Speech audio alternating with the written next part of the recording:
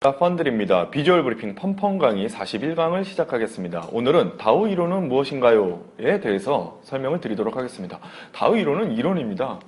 다우라는 분, 찰스 다우죠. 기술적 분석의 창시자며 미국의 월스트리트 저널의 창간자, 굉장히 유명하신 분이죠. 이분이 19세기부터 20세기까지 주식시장을 쭉 분석을 해봤더니 시장이 마구 움직이는 것이 아니라 주기적인 어떤 추세에 의해서 움직인다. 이런 사실을 발견하고 거기에 따른 가설을 정립하게 됩니다. 그것이 바로 다우 이론이 되겠는데요.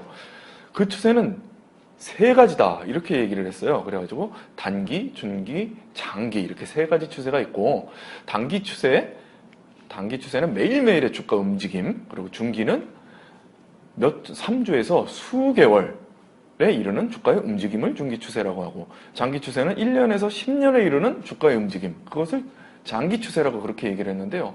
매일매일 움직이는 그런 추세, 그것은 사실 무의미하다 이렇게 봤고, 중기도 뭐 그저 그렇고 장기가 중요하다. 그래서 장기를 좀 세분화해서 분석을 해서 좀 그 가설을 정립을 했는데 굉장히 많은 얘기들이 나오는데 우리들이 지금은 아주 손쉽게 접하는 그런 개념들을 사실 이분이 제일 처음 얘기하기 시작한 그런 내용이죠.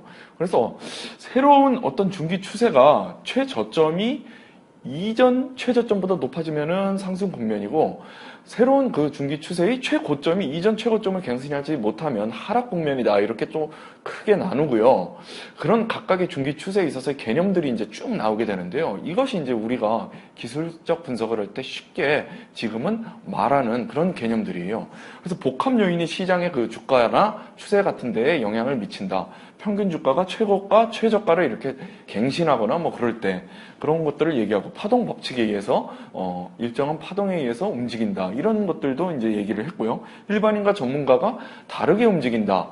그런 것들도 얘기를 했고, 어떤 주가의 움직임은 다른 주가의 연쇄적인 효과를 일으킨다. 이런 말도 했고요. 돌파 개념, 거래량이 축적된다는 개념, 그 다음에 추세가 이탈되면 새로운 추세가 전환된다.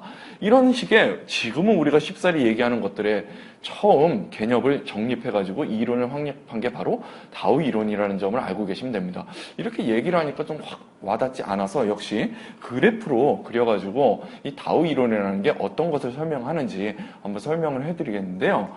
먼저 세로는 주가고 가로는 이제 시간인데, 주가가 보통 이렇게 쭉 움직입니다.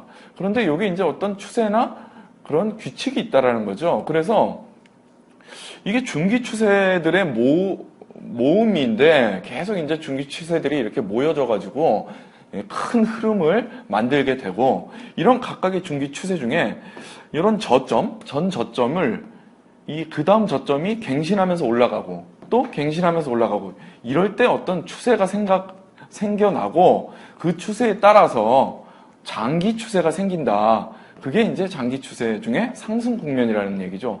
반대로 이런 최고점을 지나서 최고점이 그 다음 최고점 생기면서 이전 최고점을 갱신하지 못하고 밑으로 주저앉을 때, 역시 계속 주저앉을 때, 이것은 하향 국면이 생기면서 새로운 장기 추세가 생기게 된다. 이런 것이 다우 이론의 큰 그런 틀입니다.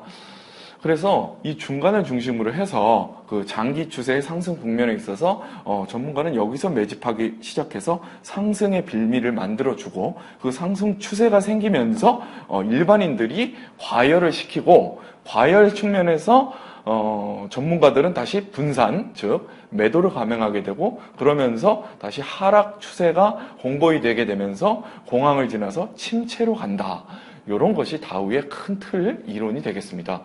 그러면은 요 각각의 그 큰 틀을 갖다가 시장 상황에 관련해서 구분해서 다시 한번 다우 이론에서 얘기를 하고 있는데요. 그것은 크게 강세 시장과 약세 시장이라고 그렇게 얘기를 하고 있습니다. 그래서 강세 시장, 즉 올라가는 상승 국면, 요것을 다시 세 가지 국면으로 나눠서 각각을 또 나누어서 얘기를 하고 있고요. 약세 시장도 세 가지 국면으로 나누어서 또 얘기를 하고 있습니다. 그래서 강세 1국면을 아까 말씀드린 것처럼 매집 국면, 2국면을 마크업, 상승 국면이라고 얘기를 했고요. 3국면을 과열된 국면, 최고점에 오른 과열 국면이라고 얘기를 했고요. 약세 시장은 다시 제1국면 해가지고 분산 국면, 전문가들이 매도하기 시작하는 국면이죠. 제2국면을 공황 국면, 막 하락폭이 커지는 그런 국면입니다. 그 다음에 제3국면을 침체 국면이라고 해서 이제 바닥권이라고 얘기를 할 수 있는 거죠.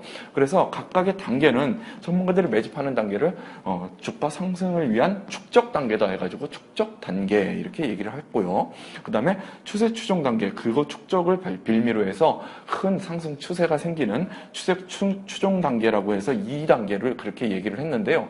이 단계에서 굉장히 많은 주가 상승이 일어나게 되고 거래량도 많고 주가도 많이 뜨게 되는 거죠. 그걸 지나서 과열을 지나서 다시 전문가들이 매도하게 되는 분배 단계, 이렇게 세 단계로 나눴다는 거. 요거는 단계는 세 개로 나누면서 시장은 강세, 약세 세 개로 나눴고 국면은 각 시장을 다시 세 개 국면으로 나눴다는 거.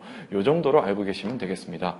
그런데 이런 활용상 다우 이론이 한계를 갖고 있는데 그것은 추세간에 이렇게 말은 쉽지만 과연 그 추세, 중기 추세, 장기 추세 이런 것들이 어떻게 형성돼 가지고 구분할 수 있는지 그거는 정말 애매한 거고요. 얘기 설명하자면 후행적으로는 굉장히 쉬운데 구분하기는 굉장히 힘들다. 그 다음에 되어도 그 시점이 후행적이기 때문에 역시 시점이 늦다.